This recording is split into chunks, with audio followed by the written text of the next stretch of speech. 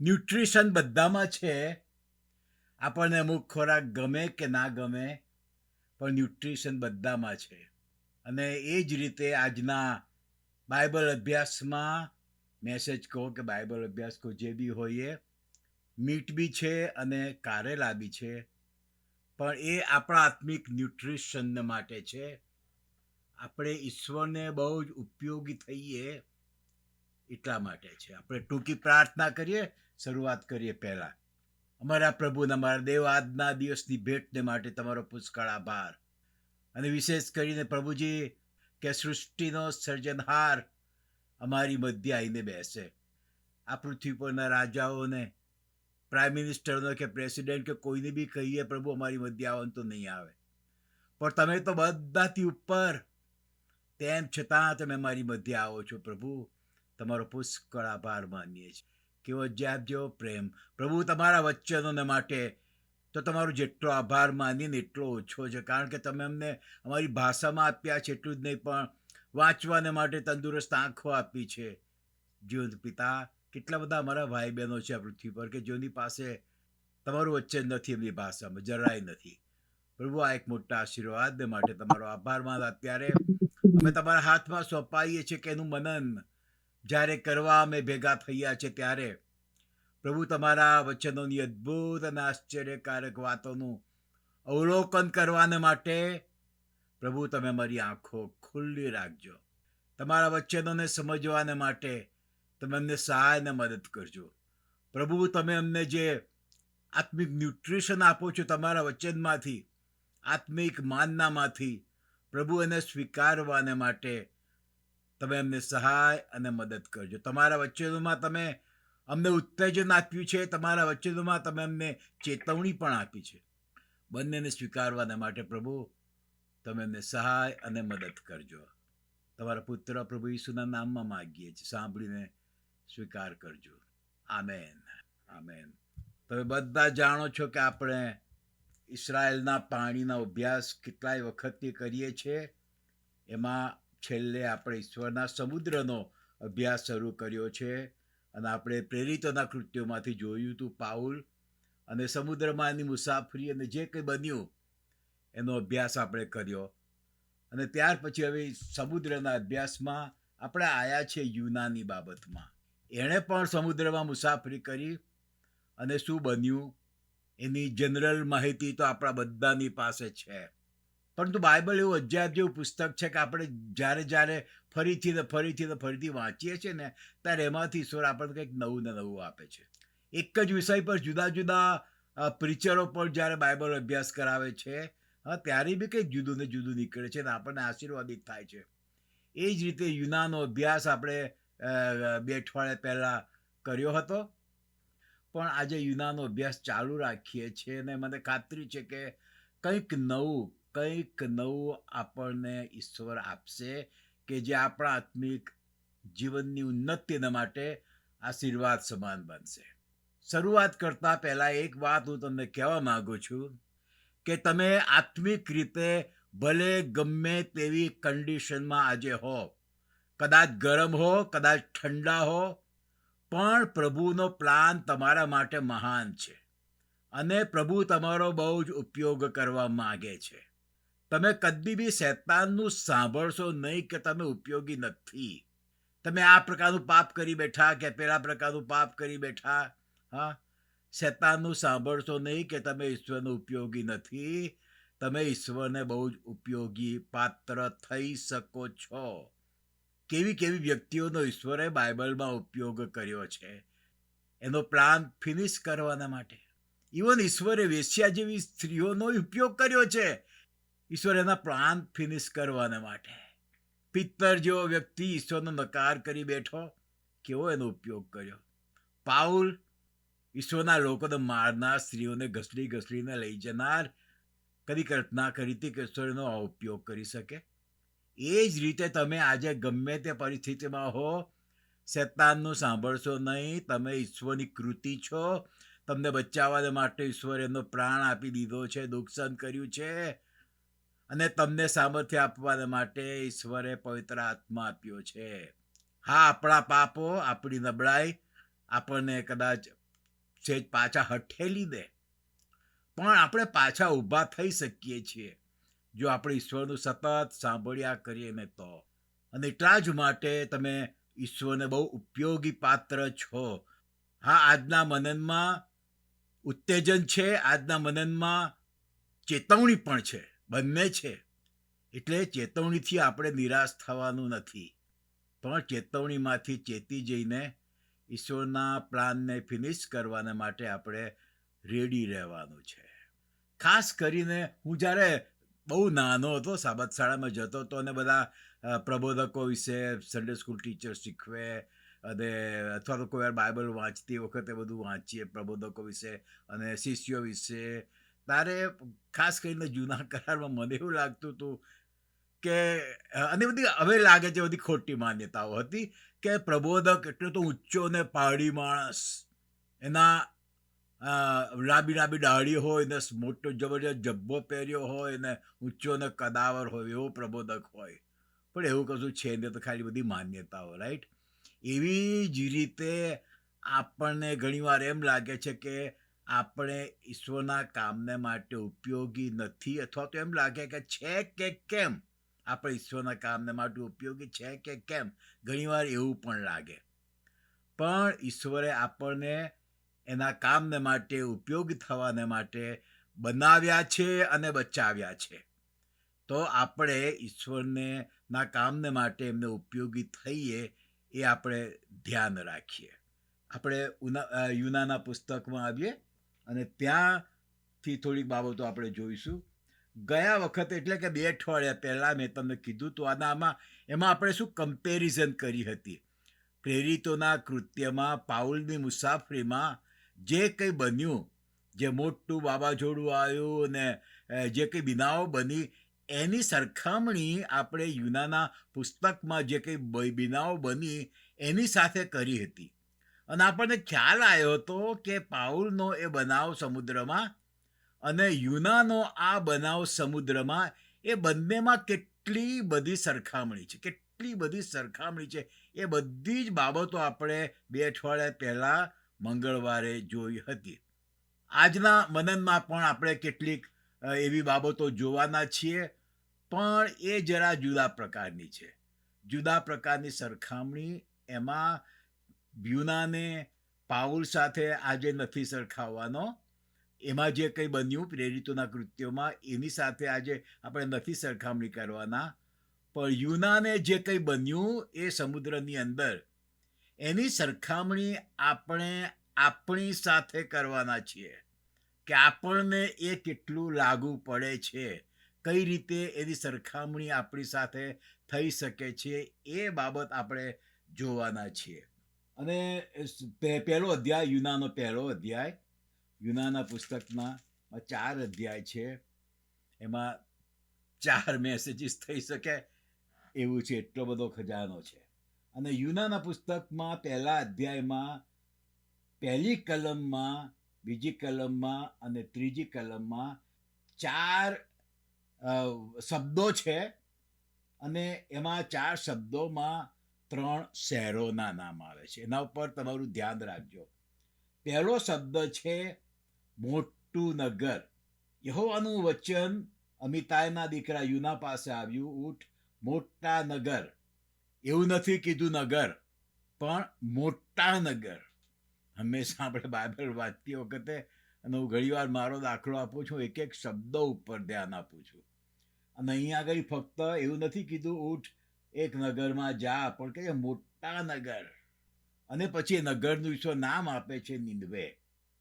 અને આ 3 કલમોની અંદર 3 નામ છે. એક નિનવે, બીજું છે તાર્શીશ ત્રીજી કલમમાં, અને બીજું નામ છે યાફા, કે જેને ઇંગ્લિશની અંદર જોપ્પા. જોપ્પા ઇંગ્લિશમાં શબ્દ વાપરવામાં આવ્યો છે, ગુજરાતીમાં એને યાફા શબ્દ વાપર્યો છે. તો આ 4 શબ્દો, એક શબ્દ મોટા નગર, બીજું નિનવે, ત્રીજું તાર્શીશ અને ચોથું શબ્દ છે યાફા. આ બધાનો કેટલો બધો ઉલ્લેખ, કેટલો અગત્યનો છે ને, એ બાબત હું તમને બતાવવા માંગુ છું. ચોથી કલમમાં આવીએ તો યહોવાએ સમુદ્ર પર ભારે વાવાઝોડું મોકલ્યું. આપણે જ્યારે પ્રેરિતોના કૃત્યમાં હતા પાઉલની વાત, ત્યાં વાવાઝોડાનું નામ પણ હતું. આમાં નામ નથી વાવાઝોડાનું, પણ એટલું છે કે વાવાઝોડું મોકલ્યું. સમુદ્રમાં મોટું તોફાન થયું, વહાણ ભાંગી જશે એવું લાગ્યું. ત્યારે ખલાસીઓ બીધા ને તેઓ પોતપોતાના દેવની પ્રાર્થના કરવા લાગ્યા. પવન પછી નાનો હોય, નાનું વાવાઝોડું હોય કે મોટું વાવાઝોડું હોય, જે કંઈ છે, પવન પછી હરિકેન, ટોર્નેડો, પછી ધરતીકંપ, આ બધા જે નેચરલ બાબતો છે એ બધી ઈશ્વરે બનાવેલી છે ને ઈશ્વર એનો પ્લાન ફિનિશ કરવાને માટે આ બધી બાબતોનો ઉપયોગ કરતો હોય છે. અને અહીંયા આગળ પ્રેરિતોના કૃત્યમાં જે ઈશ્વરે વાવાઝોડાનો ઉપયોગ કર્યો હતો, અહીંયા આગળ પણ વાવાઝોડાનો ઉપયોગ કરે છે. અને એ બધાને જ્યારે લાગે છે કે વહાણ ભાંગી જશે, બધા બી ગયા, દેખીતી રીતે આપણને બીક લાગે, ત્યારે પોતપોતાના દેવની પ્રાર્થના કરવા લાગ્યા. હવે આ બધા છે ને પોતપોતાના દેવની પ્રાર્થના કરવા લાગ્યા. જ્યારે વ્યક્તિ તકલીફમાં મુકાય છે ને ત્યારે પ્રાર્થના કરવા લાગે છે. યસ, હું હમણાં 2 અઠવાડિયા પહેલાં એક કુટુંબ સાથે હતો. ખાસ એમનો પ્રસંગ હતો, ખાસ એમણે મને બોલાવ્યો હતો અને પછીથી અમે વાતો કરતા હતા, લંચ સાથે લીધું. પછીથી એમણે મને કીધું કે અમારે કોઈ ખાસ પ્રોબ્લેમ છે, હું નહીં જણાવું, એના માટે પ્રાર્થના કરાવો ને. મેં તો આપણે જરૂર પ્રાર્થના કરીએ. મારો પહેલો પ્રશ્ન એમને એ હતો કે આપણે પ્રાર્થના કરીએ, ઈશ્વરની પાસેથી આપણે માગીએ છીએ, પણ ઈશ્વર આપણી પાસેથી બી માગે છે. ઈશ્વર એ કોઈ શોપિંગ સેન્ટર નથી કે જ્યાં આગળ ફક્ત આપણે ખરીદી કરવા જઈએ ને વસ્તુ લઈને આવીએ. મેં બેનને પ્રશ્ન કીધું કે તમારા ઘરમાં પ્રાર્થનાની વેદી છે? તમારા ઘરમાં પ્રાર્થનાઓ થાય છે? તમારા કુટુંબમાં તમે બધા બાઇબલ વાંચો છો, પ્રાર્થના કરો છો? ઓફકોર્સ વ્યક્તિગત રીતે અને સામૂહિક રીતે. મેં કીધું, એમણે મને ના પાડી કે છે ના, અમે એવું કશું જ નથી કરતા. મેં બહુ ગમે નહીં, પણ મેં કીધું કે આખા કુટુંબ હતું બધા. મેં કીધું કે તમને આજે જ કેવી ઈશ્વર યાદ આવ્યા? કોઈ તકલીફ આવી, ઊભી ગઈ એટલા માટે ઈશ્વર યાદ આવ્યા? જો ના થયું હોત કશો પ્રોબ્લેમ તો ઈશ્વરને તમે યાદ ના જ કરત ને.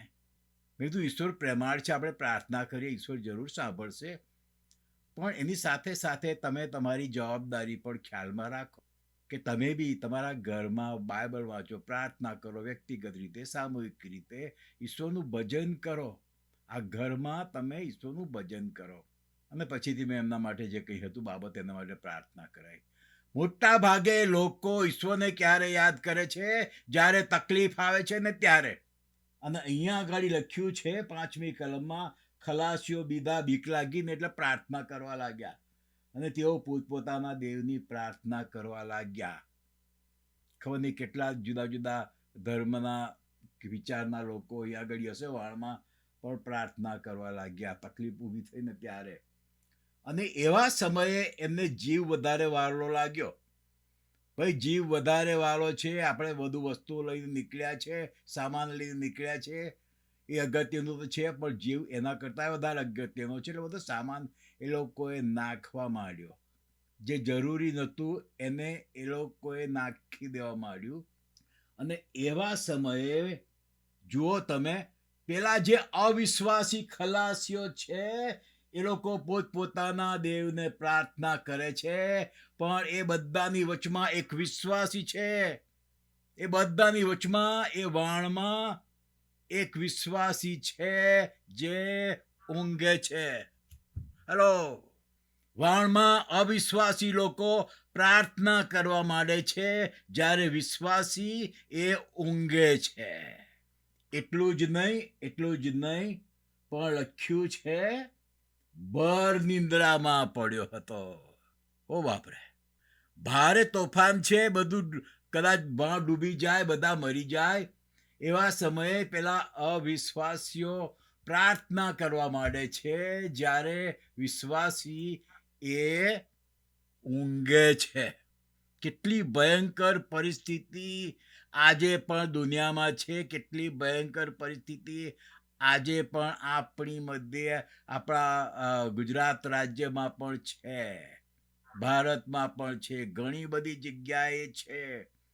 આપણે ઘણીવાર બોલતા હોય છે, વાતચીત કરતા હોઈએ છીએ આપણે, કે આ દેશની અંદર આવીને હિન્દુ લોકો જો ને બધા એમના મંદિરો બાંધે છે ને આમ કરે છે ને તેમ કરે છે, એવું જાત જાતનું આપણે વાતો કરતા હોઈએ છીએ. સાચી વાત છે, બધું એ લોકો કરે છે. એ લોકો કેવા એમના દેવ દેવીઓને પ્રાર્થના કરવા માંડ્યા છે. કેટલા બધા મંદિરો ઠેર ઠેર બંધાય છે અને એ લોકો એમના દેવ દેવીઓને પ્રાર્થના કરે છે.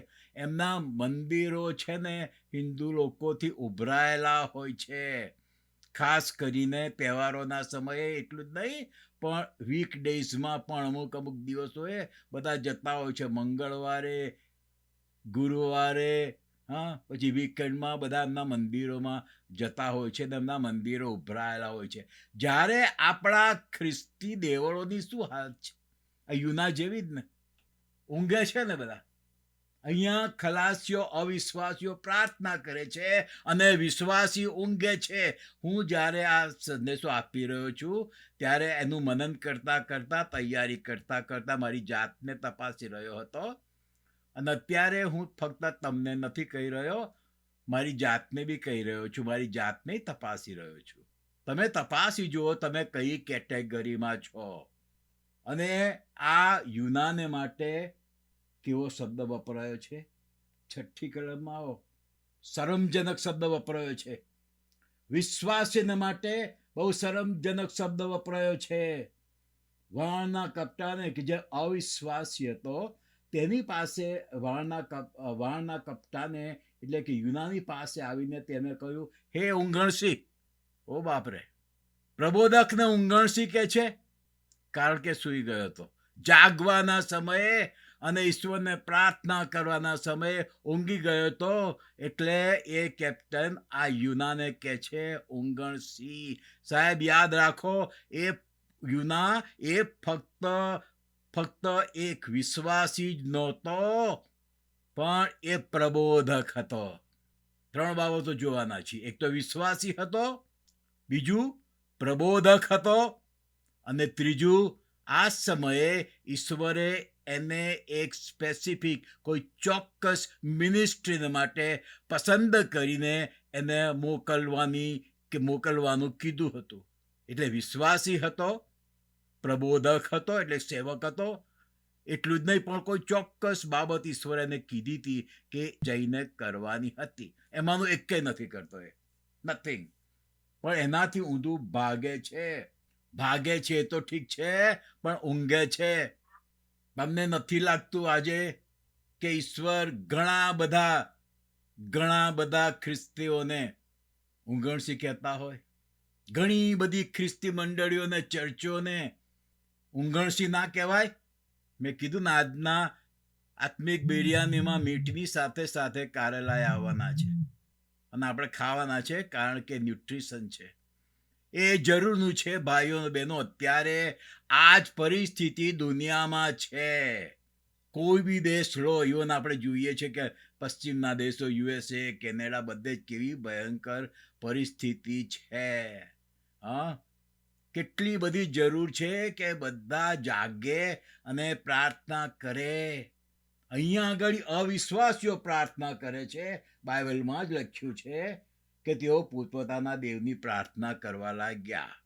પણ એ જ બાઇબલમાં તરત જ થોડી વાર પછી લખ્યું છે કે યુના, ઈશ્વરનો સેવક, એક વિશ્વાસી, એક પ્રબોધક, કે જેને ઈશ્વરે એક ખાસ અસાઇનમેન્ટ આપ્યું હતું, ખાસ કામ સોંપ્યું હતું, એ ઊંઘી ગયો છે.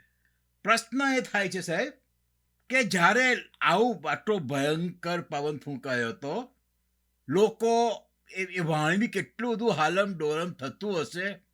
આપણે ભલે ઊંઘી ગયા હોઈએ કોઈક જગ્યાએ, પણ એ જગ્યા કોઈક કારણોસર હાલમ ડોલમ થાય. ઘણા લોકો જાય છે તો બોટની અંદર સૂઈ જતા હોય છે અને કહે છે કે એની અસર પડતી હોય છે, બોટ હાલતી હોય છે. તો આ ભર ઊંઘમાં પડ્યો તો, એવો તો કેટલી ભર ઊંઘમાં પડ્યો તો કે બોટ હાલમ ડોલમ થતી હશે એને ખબર નહીં પડતી હોય, જાગી ના જવાય. પછી લોકો પ્રાર્થના કરતા હતા. જોર જોરથી પ્રાર્થના કરતા હતા, એનો અવાજ યુનાને નહીં સંભળાતો હોય. હા, બધા પ્રાર્થના કરતા, એક માણસ નતો પ્રાર્થના કરતો. કે છે ખલાસીઓ બીધા અને તેઓ પોતપોતાના દેવની પ્રાર્થના કરવા લાગ્યા. હવે આ તો બહુ મોટું વહાણ હતું, જબરજસ્ત. એટલે કેટલા બધા ખલાસીઓ હશે. આ બધા પ્રાર્થના કરવા લાગ્યા, તો એનો અવાજ બી યુનાને નહીં સંભળાતો હોય. એવી તે કેવી ભર ઊંઘમાં પડ્યો છે કે એને કશી ખબર જ નથી પડતી કે શું ચાલી રહ્યું છે. આજે ભાઈઓ ને બહેનો, હું અને તમે કઈ કેટેગરીમાં છીએ, આસપાસ શું બની રહ્યું છે એની આપણને ખબર છે. અને ખબર છે તો આપણે જાગીએ છીએ, જાગતા છીએ અને એ પ્રમાણે છે તો શું આપણે પ્રાર્થનાવાદી વિશ્વાસી છે કે ઊંઘણસી વિશ્વાસી છે? યુનાનું વિશ્વાસીપણું, એ ટાઇટલ અનબિલીવર, એવું કંઈ જતું નહોતું રહ્યું. વિશ્વાસી જ હતો, પ્રબોધક બી હતો, પણ એ ઊંઘતો હતો. આપણે કઈ કેટેગરીમાં છીએ? પછી જુઓ તમે બીજું આગળ કે કહે છે કે એ જ 5મી કલમમાં, યુના વહાણના સૌથી અંદરના ભાગમાં ઉતરી જઈને સૂઈ ગયો હતો. આપણે જ્યારે પ્લેનમાં મુસાફરી કરીએ છીએ તો આપણને જે સીટ આપી હોય ત્યાં જ આપણે સૂઈ જઈએ, લાંબી મુસાફરી હોય તો. ટ્રેન હોય તો ટ્રેનમાં જ્યાં બેઠા હોય એ જ આપણી સીટ, અને ત્યાં લાંબી મુસાફરી હોય તો સૂઈ જઈએ. બસમાં હોય તો બસમાં આપણી સીટ ઉપર સૂઈ જઈએ. તો વહાણમાં એવું નહોતું. એ દરેકને શું કોઈ જગ્યા બેસવાની કે એવી કોઈ જગ્યા નહીં આપી હોય. તે કહે છે કે યુના વહાણના સૌથી અંદરના ભાગમાં ઉતરી જઈને સૂઈ ગયો હતો. આમાં મોટો મેસેજ છે મારા ને તમારા માટે, એક ખ્રિસ્તીઓના માટે. કે છે અંદરના ભાગમાં ઉતરી જઈને સૂઈ ગયો હતો. 3 બાબત ધ્યાનમાં રાખો. વહાણના સૌથી અંદરના ભાગમાં, સૌથી જે નીચેનો ભાગ હતો ને, ત્યાં જઈને સૂઈ ગયો હતો કે કોઈને ખબર જ ના પડે. કેટલું વિચિત્ર છે. ઈશ્વરનો સેવક, ઈશ્વરનો પ્રબોધક કે જેને ઈશ્વરે ખાસ એક મિનિસ્ટ્રી સોંપી છે, એ વ્યક્તિ જાગતા રહીને પ્રાર્થના કરવાને બદલે વાણના સૌથી અંદરના ભાગમાં, કે કોઈને ખબર જ ના પડે કે ઊંઘી ગયો છે. હા, ઘણા લોકો એમ એ જ રીતે ખ્રિસ્તીઓ ઊંઘતા હોય છે કે કોઈને ખબર જ ના પડે કે ઊંઘે છે, આત્મિક રીતે ઊંઘે છે. પણ કહે છે કે યુના સૌથી અંદરના ભાગમાં ઉતરી જઈને સૂઈ ગયો હતો અને ભર નિંદ્રામાં પડ્યો હતો.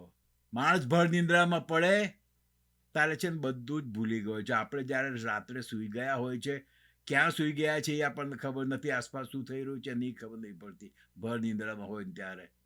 એ જ પરિસ્થિતિ આ ઈશ્વરના સેવકની છે, એ જ પરિસ્થિતિ ઈશ્વરના પ્રબોધકની છે, એ જ પરિસ્થિતિ ઈશ્વરે જેને ખાસ કામને માટે પસંદ કર્યો છે, એનોઇન્ટ કર્યો છે, મોકલ્યો છે, એની આ પરિસ્થિતિ છે કે કોઈને ખબર જ ના પડે એવી રીતે સૂઈ ગયો છે. અને એટલા માટે પેલો વાણનો કેપ્ટન જ્યારે બધા પ્રાર્થના કરી રહ્યા છે અને કંઈક વળતું જ નથી, પવન શાંત થતો, હજી ફૂંકાયા જ કરે છે, વધતો જાય છે. બધા લોકો સરસામાન ફેંકવા માંડે છે કે વાણ હલકું થાય અને ડૂબી ના જાય.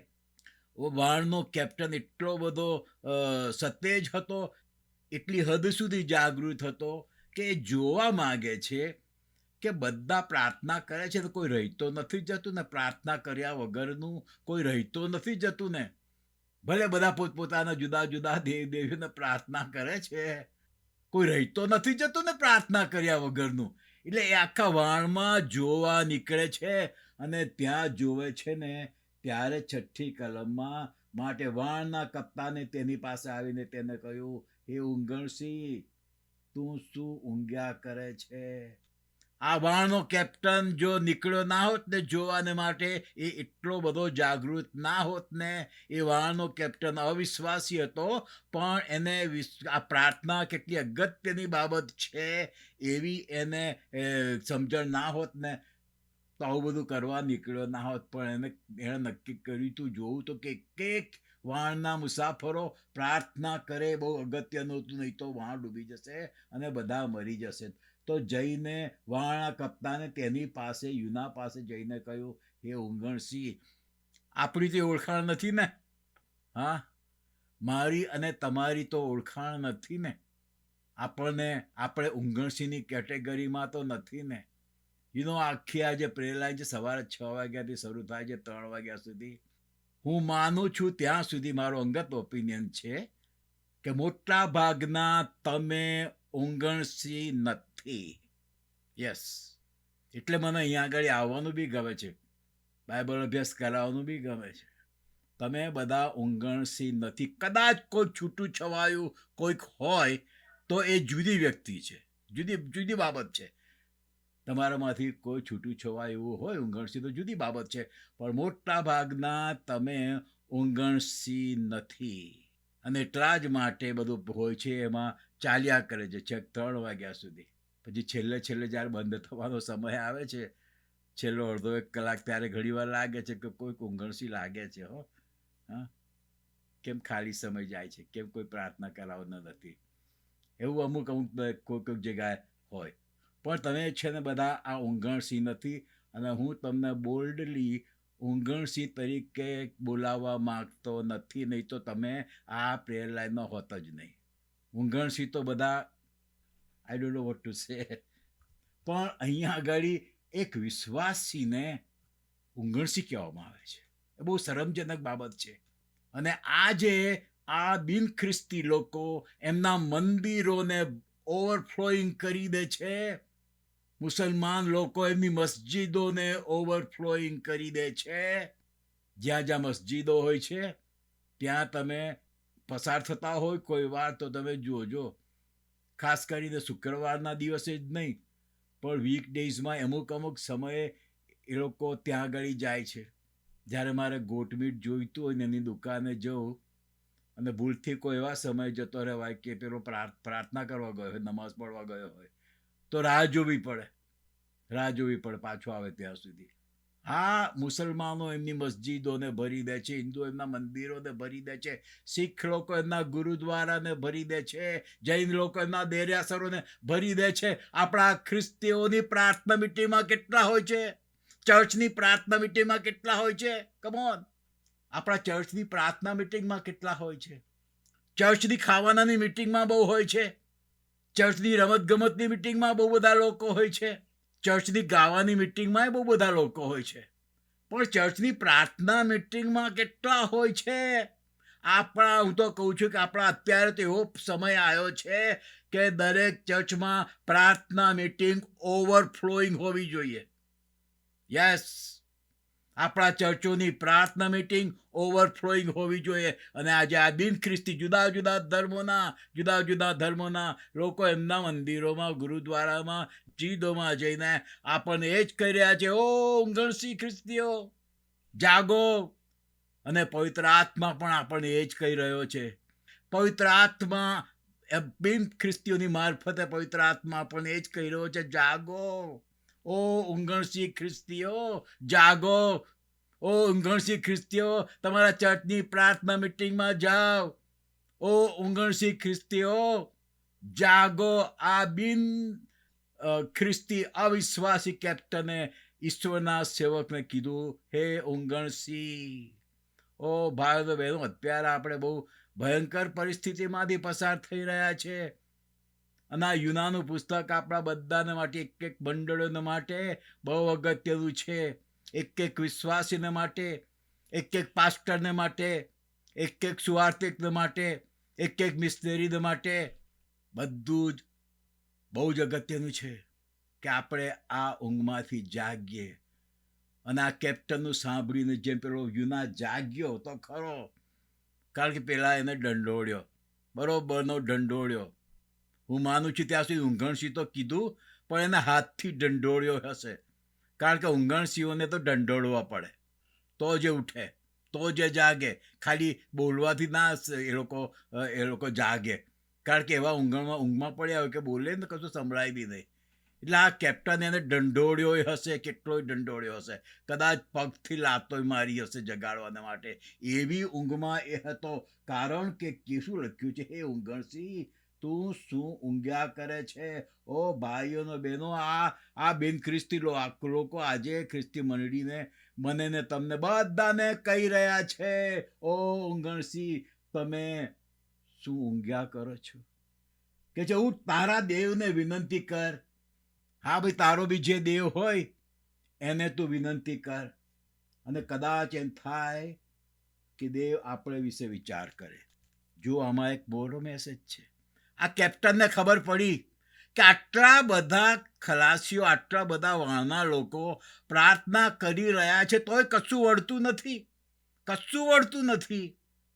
અને આપણે તો સમજીએ છીએ કે ના વળે, કારણ કે કોને પ્રાર્થના કરી રહ્યા હતા?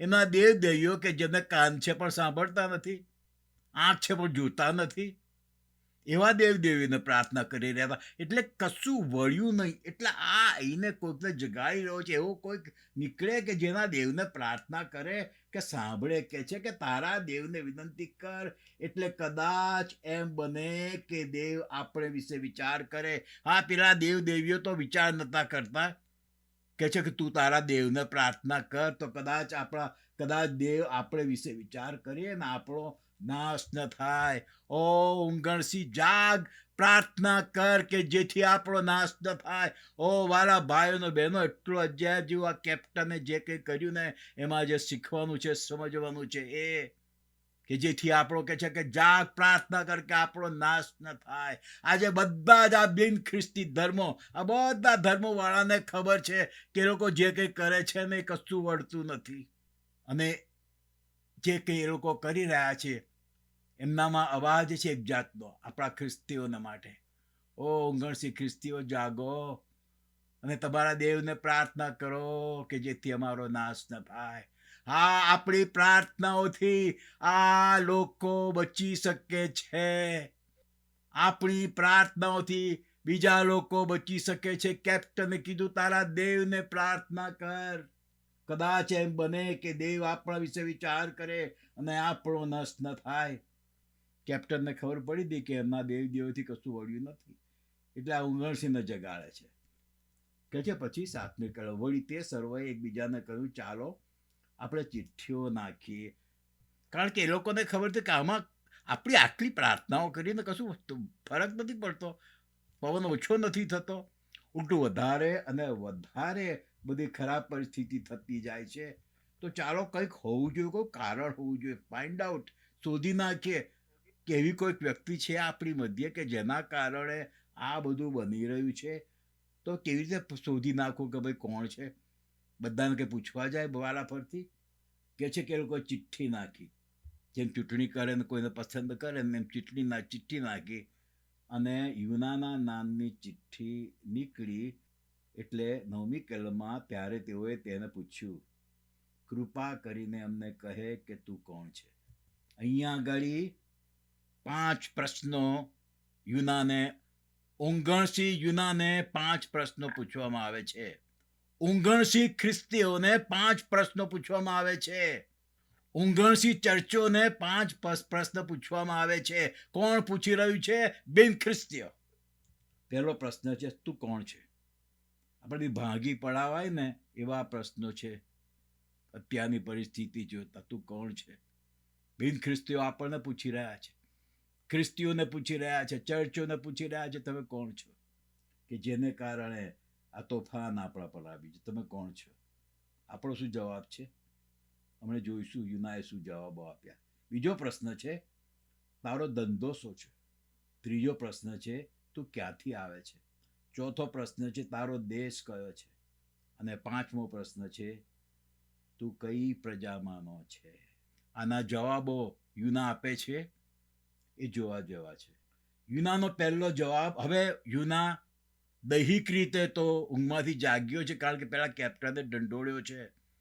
ત્યાંથી ઉઠાડીને હવે લોકો મધ્ય, જ્યાં લોકો હતા વાણમાં, ત્યાં એને લાવવામાં આવ્યો છે. લોકો એને પૂછે છે, 5 પ્રશ્નો પૂછ્યા, અને યુનાના જવાબ હવે એ પેલી ઊંઘમાંથી તો જાગી ગયો છે. એણે જાગવું હતું કે નહોતું જાગવું એ જુદો પ્રશ્ન છે. કદાચ નહીં જાગવું હોય, પણ પેલા કેપ્ટને દંડોળીને બરોબર હાથ મારીને જગાડ્યો છે. ને જ્યાં લોકો છે ત્યાં એને લાવવામાં આવે છે.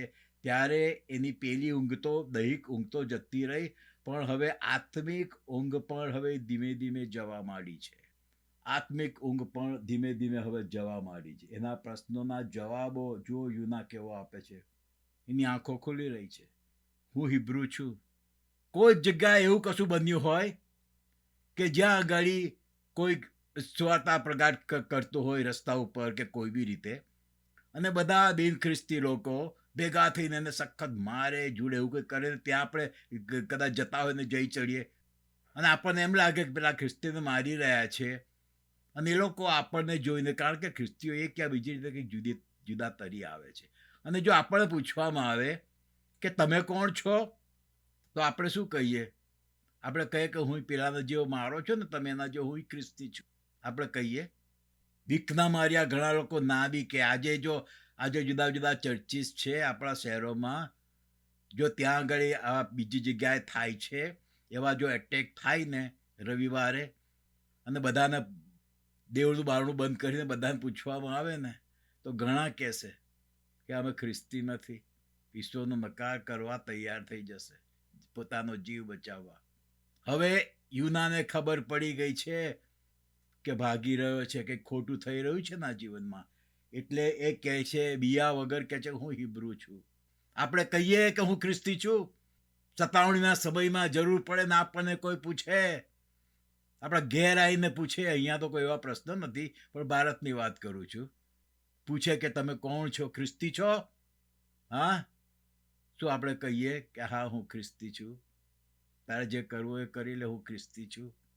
યુનાએ કીધું હું હિબ્રુ છું, અને હું સમુદ્ર તથા કોરી ભૂમિના કરતા સૈન્યોના ઈશ્વર યહોવાનો ભક્ત છું, એ એણે કહી દીધું.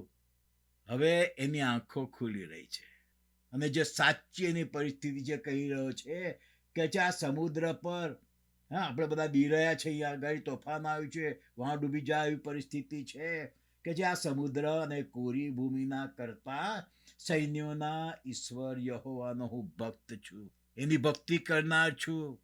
પોતાની ઓળખાણ એને આપી બરોબર સ્પષ્ટ, અને હવે લાગે છે કે યુનાન હવે કોઈ બીક રહી નથી. અને આપણામાં જ્યારે બિન ખ્રિસ્તીઓની બીક ના હોય ને, તો ગમે ત્યારે ગમે તેવા આપણને પ્રશ્નો પૂછવામાં આવે તો આપણે આપણી સાચી ઓળખાણ આપીએ, આપણી સાચી ઓળખાણ આપીએ, આપણો જીવ બચાવવા જુઠ્ઠું ના બોલીએ, કે જીવ બચાવવા ખોટી ઓળખાણ ના આપીએ. અહીંયા આગળ કહે છે હું હિબ્રુ છું, સમુદ્ર તથા કોરી ભૂમિના કરતા સૈન્યોના ઈશ્વર યહોવાનો ભક્ત છું. ત્યારે આ લોકો તો ગભરાયા એટલા માટે કે એમને ખબર પડી કે આના લીધે થયું છે. એમને એક શાંત ઉલટા એમને એ ના થઈ જાય કે જે ભાઈ આણે આ પ્રમાણે કબૂલ કર્યું છે, આ પ્રમાણેનો વ્યક્તિ છે, તો હવે એ પ્રાર્થના કરે તો આ પવન જતો રહે અને બધું શાંત થઈ જાય ને આપણે બચી જઈએ. એ જાતનું સાંત્વન એમને ના મળે, પણ એના બદલે એમને બીક લાગી કે આ સાચા ઈશ્વરનો ભક્ત છે અને ભાગી રહ્યો છે, એટલે આ તોફાન આવ્યું છે, અને જ્યાં સુધી આનો નિકાલ નહીં થાય ત્યાં સુધી ગમે એટલી પ્રાર્થના કરીશું એનો જવાબ આવવાનો નથી, આ શાંત પડવાનું નથી આ તોફાન. 10મી કલમ ફરીથી, તે માણસો અતિશય ગભરાયા અને તેઓએ તેને કહ્યું તે આ શું કર્યું? ઓ બાપરે, તે આ શું કર્યું? ત્યાં આગળ થોડીક વધારે વાતચીત થઈ હોવી જોઈએ. યુનાએ બધું કીધું હશે કે ઈશ્વરે મને પેલી જગ્યાએ જવાનું કીધું તું, પણ એના બદલે હું અનાજ્ઞાંકિત બનીને ભાગી રહ્યો છું, એવું એણે કંઈ ડિટેલ્સમાં કીધું હોવું જોઈએ કે જેનું બધું બહુ વર્ણન છે નહીં. એટલા માટે આ લોકો એને કહે છે કે તે આ શું કર્યું? આટલો અનાજ્ઞાંકિત બની ગયો, સમુદ્રને કોરી ભૂમિના બનાવનાર ઈશ્વરનો તું ભક્ત, અને આ તું આટલો આજ્ઞાંકિત બની ગયો. એ લોકો ગભરાઈ ગયા કે હવે ખલાસ, હવે કોઈ આનો નિકાલ છે જ નહીં. કેમ કે લખ્યું છે 10મી કલમમાં, ત્યાં શું કર્યું? પછી એ લોકો કહે છે કેમ કે તેના કયાથી તે માણસોએ જાણ્યું કે તે યહોવાની હજુરમાંથી નાસી જાય છે ને સ્પષ્ટ. તેના કહેવાથી એ લોકોને ખબર પડી કે આ તો નાસી જઈ રહ્યો છે. એટલે યુનાએ લંબાણથી આખી વાત આ લોકોને કરી હોવી જોઈએ, અને લોકોની આંખો ખોલી કે આના લીધે આ બધું થઈ રહ્યું છે. પછી જુઓ તમે 11મી ક્રમથી આપણે આગળ વધીએ. તેઓએ તેને પૂછ્યું, અમે તને શું કરીએ? કારણ કે આ ભાગી રહ્યો હતો, એનો નિકાલ નહીં થાય ને ત્યાં સુધી આ વાવાઝોડું શાંત થવાનું નથી. ભાઈઓ ને બહેનો, આપણામાં, આપણા અંગત જીવનમાં કે આપણા કૌટુંબિક જીવનમાં કે આપણા ચર્ચના જીવનમાં કોઈ તોફાન આવ્યું હોય ને તો એનું મૂળ કારણ દૂર ના થાય ને ત્યાં સુધી વાવાઝોડું શાંત પડવાનું નથી. પછી તેઓએ તેને પૂછ્યું, અમે તને શું કરીએ? શું આ વાણને આપણે યુટર્ન લઈ લઈએ? હા, યુટર્ન લઈને પાછા જોપ્પા જઈએ? ત્યાંથી નીકળ્યું હતું આ વાણ, ત્યાંથી બધા બેઠા હતા. શું યુટર્ન લઈને પાછા જોપ્પા જઈએ અને આને ઉતારી દઈએ અને પછી ફરીથી પાછી નવેસરથી મુસાફરી શરૂ કરીએ? શું કરીએ? તને શું કરીએ કે સમુદ્ર અમારે માટે શાંત થાય? કારણ કે જ્યાં સુધી યુનાનો નિકાલ ના થાય, ઓંગણસીનો નિકાલ ના થાય, ત્યાં સુધી આ વાવાઝોડું જવાનું નથી. કેમ કે સમુદ્ર વધારે ને વધારે તોફાની થતો જતો હતો. કેવું ભયંકર લાગે. એક બાજુ આ લોકો આટલો બધો પ્રયત્ન કરી રહ્યા છે, એમના દેવદેવીઓને પ્રાર્થના કરી રહ્યા છે, વાળની બધી વસ્તુઓ ખાલી કરી રહ્યા છે, ફેંકી દઈ રહ્યા છે, વાળને હલકું કરી રહ્યા છે. તેમ છતાં સમુદ્ર વધારે ને વધારે તોફાની થતો જતો હતો. અને આજે તમે આવો 13મી કલમમાં આ જ બાબતનો ઉલ્લેખન કરવામાં આવ્યો છે. 13મી કલમનું છેલ્લું વાક્ય આ પ્રમાણે છે, સમુદ્ર તેમની સામે વધારે ને વધારે તોફાની થતો ગયો. આ વધારે ને વધારે તોફાની થતો ગયો, કારણ કે આ તોફાનનું મૂળ કારણ હજી વાણમાં જ હતું. અને આ તોફાન, આ વાવાઝોડું ઈશ્વરે જ મોકલ્યું હતું. બહુ સ્પષ્ટ છે 4થી કલમમાં.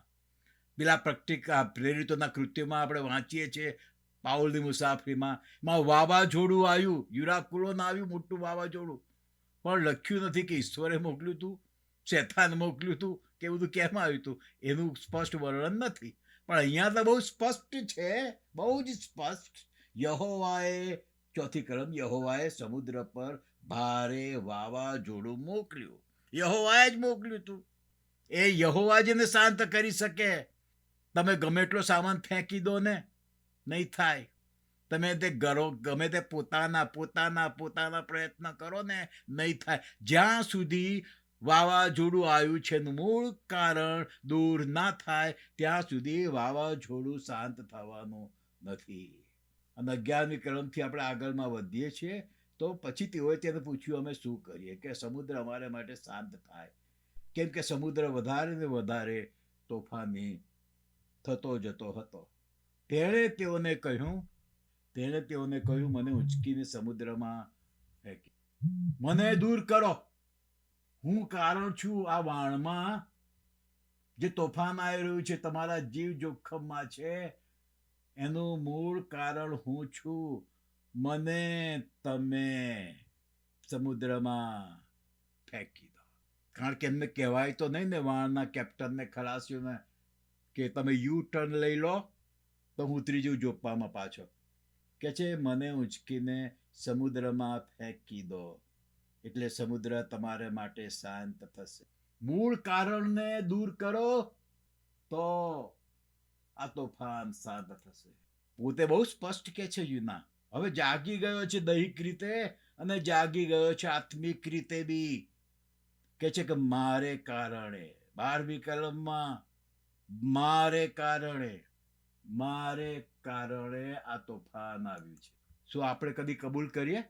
જો આપણને ખબર પડે કે કંઈક થયું છે મારે કારણે, તો શું આપણે કબૂલ કરીએ કે મારે કારણે થયું છે? બહુ અઘરો પ્રશ્ન છે. પણ યુનાએ કીધું, હિંમતથી કીધું કે મારે કારણે આ મોટું તોફાન તમારા પર આવી પડ્યું. કેટલી કરુણ બાબત છે ભાઈઓ ને બહેનો, કે એક વિશ્વાસીને કારણે આ તોફાન આ લોકો પર આવ્યું હતું. એક પ્રબોધકને કારણે, એક ઈશ્વરના સેવકને કારણે આ તોફાન આ લોકો પર આવ્યું હતું અને એ લોકોના જીવ જોખમમાં મૂકી ગયા હતા.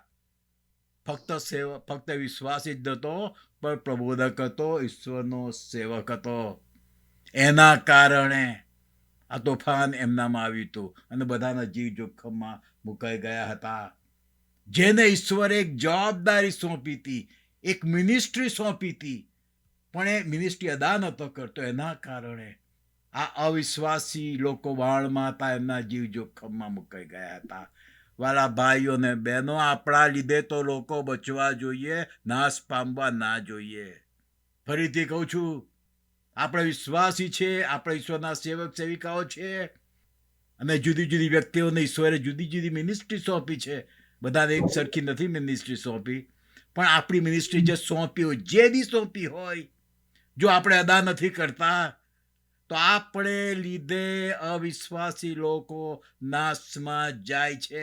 બહુ સરસ યુનાએ કીધું, મારે કારણે આ મોટું તોફાન તમારા પર આવી પડ્યું છે. વાલા ભાઈઓ ને બહેનો, આજે જે કંઈ બની રહ્યું છે ને, એ વિશ્વાસીઓને કારણે. જે કંઈ બની રહ્યું છે ને, એ ઈશ્વરના સેવક સેવિકાઓને કારણે. પણ કયા વિશ્વાસીઓ, કયા સેવક સેવિકાઓ?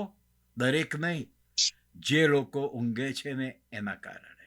જે વિશ્વાસીઓ ઊંઘણસી છે એમના કારણે લોકો નાશમાં જઈ રહ્યા છે. જે સેવક સેવિકાઓ ઊંઘણસી છે એમના કારણે લોકો નાશમાં છે. અને જે બી મિનિસ્ટ્રી ઈશ્વરે આપણને સોંપી હોય એનાથી આપણે ભાગીએ છીએ ને, ત્યારે લોકો નાશમાં જાય છે. આપણે કઈ કેટેગરીમાં છે, કઈ કેટેગરીમાં છે? 13મી કલમમાં, પરંતુ કિનારે પહોંચી જવાને માટે તે માણસોએ બહુ જ હલ્લેસા માર્યા. હા, આપણે ગમે એટલા પ્રયત્નો કરીશું ને, પોતાના પ્રયત્નોથી તો કશું નહીં વળે.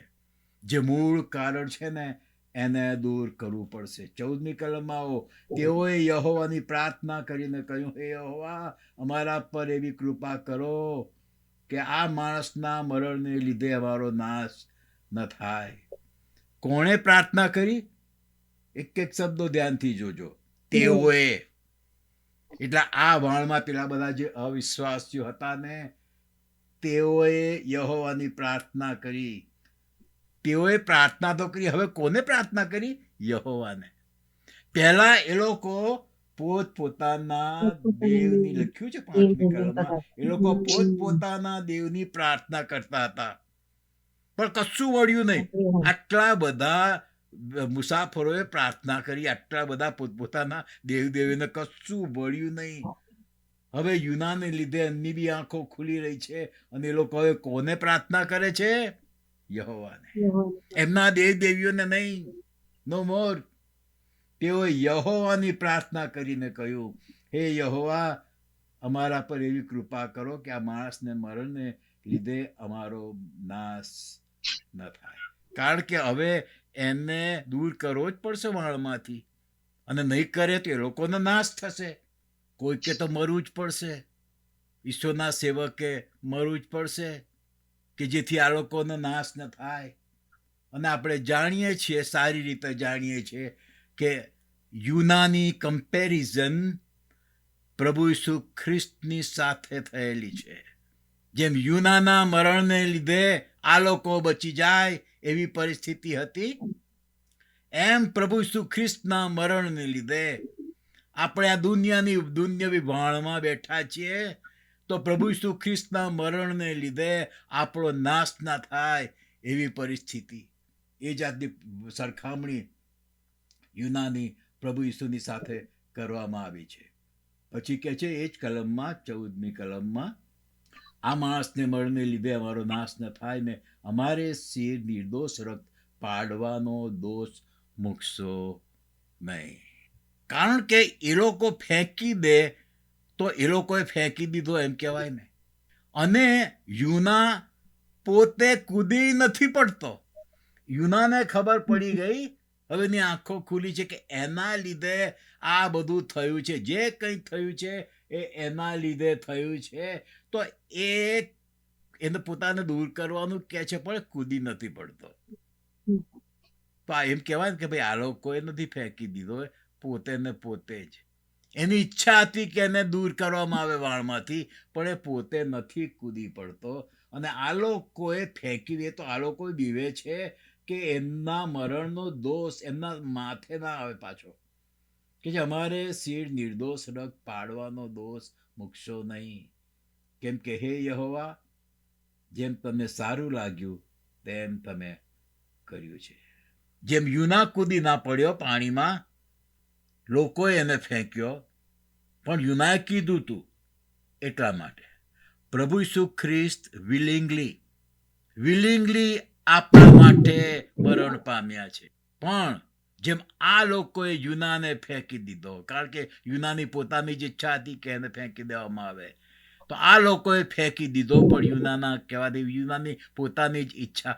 પ્રભુ ઈસુ ખ્રિસ્ત વિલિંગલી ડાઈડ, પણ આપણા પાપોને લીધે એ વિલિંગલી ડાય. પ્રભુ ઈસુ ખ્રિસ્તે પોતે કોઈ ચપ્પુ કે ખંજર લઈને પોતાના હૃદય પર ભોંકી દઈને એ રીતે નથી મરી ગયા. પોતે એના હાથે ને પગે ખીલા નથી માર્યા. એ વિલિંગલી જીવ આપી રહ્યા હતા, પણ આપણા પાપોએ બધું કર્યું. એ જ રીતે યુના પણ વિલિંગલી મરી જવા તૈયાર છે, પણ પેલા લોકોના હાથે, પોતાની મેળે નહીં. 15મી કલમ એમ કહીને તેઓએ યુનાને ઉંચકીને સમુદ્રમાં ફેંકી દીધો. જોઈને તેઓએ યુનાને સમુદ્રમાં ફેંકી દીધો. હા, આપણા પાપોએ પ્રભુ ઈસુ ખ્રિસ્તે વધસ્તંભ પર જડી દીધા. એટલે સમુદ્ર ઉછળતો બંધ પડ્યો. ત્યારે તે માણસોને યહોવાનો અતિશય ડર લાગ્યો. ચિહ્નોને ચમત્કારો થાય છે ને, ત્યારે બિન ખ્રિસ્તીઓની બી જીવતા દેવની ઓળખાણ થાય છે ને, બીતા થઈ જાય છે. અને એટલા માટે પ્રભુ ઈસુ ખ્રિસ્તે એમના શિષ્યોને એ સામર્થ્ય આપેલું, એ ચિહ્નોને ચમત્કારો કરવાનું સામર્થ્ય આપેલું. કે છે તે માણસોને યહોવાનો અતિશય ડર લાગ્યો. તેઓએ યહોવાને બલિદાન આપ્યું. કેટલા અજાયબ જેવા શબ્દો ને વાક્યો છે. આ લોકોએ હવે પેલા એમના દેવદેવીઓને બલિદાન નથી આપતા. આ લોકો હવે એમના દેવદેવીને પ્રાર્થના નથી કરતા, એમના દેવદેવીને બલિદાન પણ નથી આપતા. પણ લખ્યું છે સ્પષ્ટ કે એ લોકોએ 14મી કલમમાં યહોવાને પ્રાર્થના કરી, અને 16મી કલમમાં લખ્યું છે કે યહોવાને બલિદાન આપ્યું. જોયું ટ્રાન્સફોર્મેશન? અજાજુ ટ્રાન્સફોર્મેશન વાણની અંદર થઈ રહ્યું છે. એક ભાગી જતા ઈશ્વરના સેવક જ્યારે એની આંખો ખુલી અને એને પસ્તાવો કરી રહ્યો છે, હવે એને ખબર પડી રહી છે, એની આંખો ખુલી રહી છે, સાચું કહી રહ્યો છે, ત્યારે બિન ખ્રિસ્તીઓમાં પણ હવે કામ થવાની શરૂઆત થઈ છે. 17મી કલમ, યહોવા એક મોટી માછલી યુનાને ગળી જવા માટે નિર્માણ કરી હતી. હા, યહોવા એક મોટી માછલી યુનાને ગળી જવા માટે નિર્માણ કરી હતી. જ્યારે યુનાને ફેંકી દેવામાં આવ્યો હતો, ત્યારે ઈશ્વરે યહોવાએ એક માછલી તૈયાર જ રાખી હતી. જ્યારે પ્રભુ ઈસુ ખ્રિસ્તે ઉદસ્તંભ પર જડી દેવામાં આવ્યા, ત્યારે એક કબર એમના માટે તૈયાર રાખવામાં આવી હતી. હા, એક કબર એમના માટે તૈયાર રાખવામાં આવી હતી. આવો માથીની સુવાર્તા એનો 27મો અધ્યાય, 57મી કલમ, 27મો અધ્યાય અને 57મી કલમથી 2-3 કલમ વાંચીએ. સાંજ પડી ત્યારે યુસુફ નામે અરિમથાઈનો એક દ્રવ્યવાન માણસ, કે જે પોતે પણ ઈસુનો શિષ્ય હતો, તે આવ્યો. તેણે પિલાત પાસે જઈને ઈસુની લાશ માંગી. ત્યારે પિત્તરે તેને સોંપવાની આજ્ઞા આપી. પછી યુસુફે લાશ લઈને શણના સફેદ કપડામાં તે વીંટાળી અને ખડકમાં ખોદાવેલી પોતાની નવી કબરમાં તેને મૂકી. યુસુફે ખડકમાં પોતાને માટે એ કબર ખોદાયેલી હતી, પણ ત્યાં આગળ હજી મળી નથી ગયો, એટલે કોઈને મૂકવામાં નતા આવ્યા. ત્યાં આગળ પ્રભુ ઈસુના શબને મૂકવામાં આવ્યું. જેમ યુનાને માટે માછલી તૈયાર રાખી હતી ઈશ્વરે, એમ એમના દીકરા પ્રભુ ઈસુને માટે પણ આ કબર તૈયાર જ રાખી હતી પાસે જ. અને યુના લખ્યું છે કે યુના 3 દિવસ અને 3 રાત તે માછલીના પેટમાં રહ્યો. અને પ્રભુ ઈસુ ખ્રિસ્તે પોતે પોતાના માટે કીધેલું છે કે જેમ યુનાને 3 દિવસ અને 3 રાત માછલીના પેટમાં રાખવામાં આવ્યો હતો, તેમ એમને પણ 3 દિવસ કબરમાં રહેવાનું છે. એ બાબતમાં કીધું ત્યારે પ્રભુ ઈસુએ પોતે એમની સરખામણી યુનાની સાથે કરી હતી. આમ તો 3 દિવસ જ કહીએ છીએ. કેટલી બધું તૈયાર રાખે છે ઈશ્વર આપણા માટે. સરસ. આપણને કંપારી છૂટી જાય ને એવો આ યુનાનો બનાવ છે. હું પોતે મનન કરતા કરતા સાચું કહું તો ધ્રુજી જતો હતો. ઊંઘણસી યુના, ઊંઘણસી ચર્ચ, ઊંઘણસી ખ્રિસ્તીઓ, ઊંઘણસી કહેવાતા ખ્રિસ્તના સેવક સેવિકાઓ, ઊંઘણસી.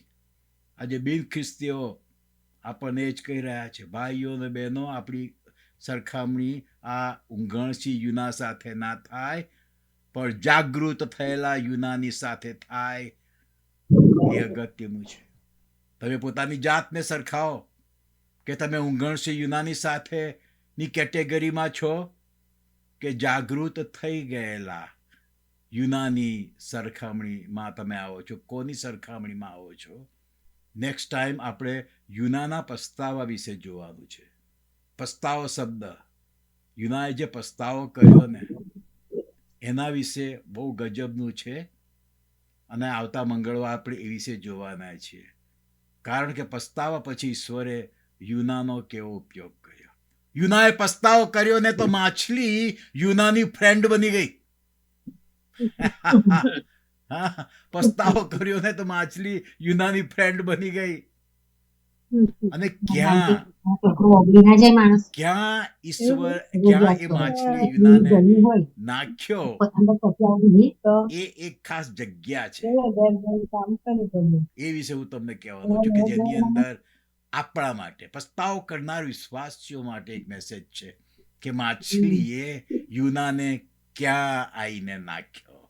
પ્રભુ કૃપા કરે ભાઈઓ ને બહેનો કે આપણી કેટેગરી ઊંઘણસી યુના સાથે ના થાય, પણ જાગૃત યુના સાથે થાય. અને આપણી પ્રાર્થના હોય ભાઈઓ ને બહેનો, આપણી પ્રાર્થના હોય કે આપણું ચર્ચ જો ઊંઘણસી યુનાના જેવું છે તો જાગૃત, પસ્તાવો કરીને જાગૃત થઈ ગયેલા યુનાના જેવું બની જાય. આપણી આસપાસના ખ્રિસ્તીઓ, આપણો સમાજ જો ઊંઘણસી યુનાના જેવું છે તો ઈશ્વર આપણો ઉપયોગ કરે. યુનાને જગાડવાને માટે અવિશ્વાસી કેપ્ટનનો ઈશ્વરે ઉપયોગ કર્યો. હા, આપણને જગાડવાને માટે ઈશ્વર સતાવણીનો ઉપયોગ કરી શકે છે. આપણને જગાડવાને માટે, આપણી ચર્ચને જગાડવાને માટે ઈશ્વર અવિશ્વાસી લોકોનો સતાવણી મારફતે ઉપયોગ કરી શકે છે અને આપણને જાગૃત કરી શકે છે. અને જાગૃત થઈએ ને તો ભારત ખ્રિસ્તીસ્તાન થઈ શકે છે. આમેન. પ્રભુ કૃપા કરે. આવતા અઠવાડિયે આપણે આ વિશે વધારે જોઈશું. આપણે પ્રાર્થના કરીએ. જીવંત અને પ્રેમાળીસર પિતા, તમારા વચનમાં જે ચેતવણી તમે અમને આપી છે માટે તમારો ખૂબ આભાર માનીએ છીએ. પ્રભુ, અમે ચેતીએ, અમે ઊંઘ્યા ના કરીએ પિતા.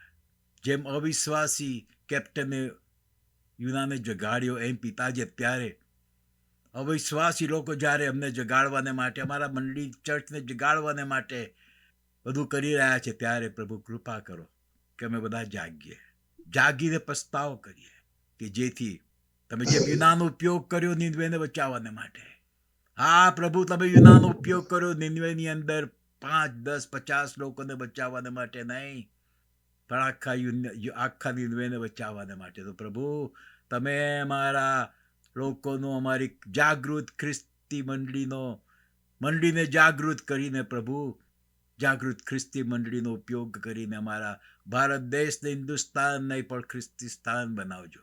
પ્રભુ, અમારા ઘૂંટણોને મજબૂત કરો, અમારા પ્રાર્થનાના જીવનને મજબૂત કરો. હા પ્રભુ, તમારો સ્વર્ગીય પવન આ મારો અવાજ સાંભળી રહેલા એકની ઉપર ફૂંકાવા દો. હા પ્રભુ, તમારું સ્વર્ગીય તેલ આ મારો અવાજ સાંભળી રહેલ એક વ્યક્તિની ઉપર રેડી દો. હા, તમારો સ્વર્ગીય અગ્નિ મારો અવાજ સાંભળી રહેલા એક વ્યક્તિની ઉપર તમે પડવા દો.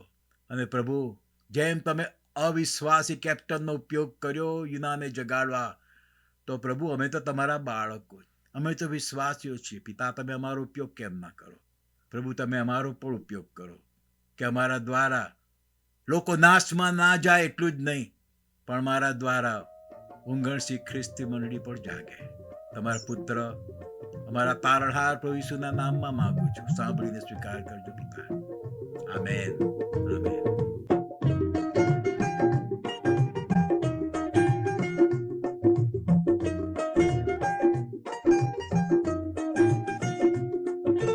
तेरे जीवन की मंजिल अब है मसीहा, जीना और मरना तेरा अब है मसीहा.